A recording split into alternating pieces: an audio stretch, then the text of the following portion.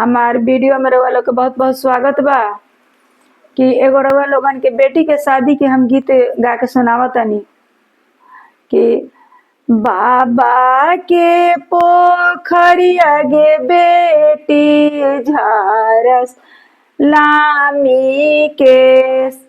बाबा के पोखरिया गे बेटी झारस लामी केस। चिचिड़ी के पतिए बेटी लिखेली बिरोग। इहे चिठिया दिए रे हजमा पापा जी के हाथ।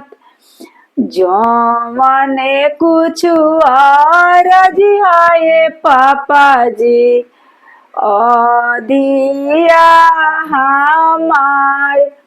अधिया अधिया मती करा बेटी सरे बोधना तोहार।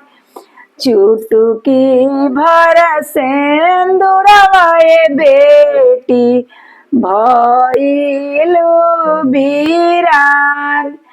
चुटकी भर सेंदूरवाए बेटी भइलु वीरान।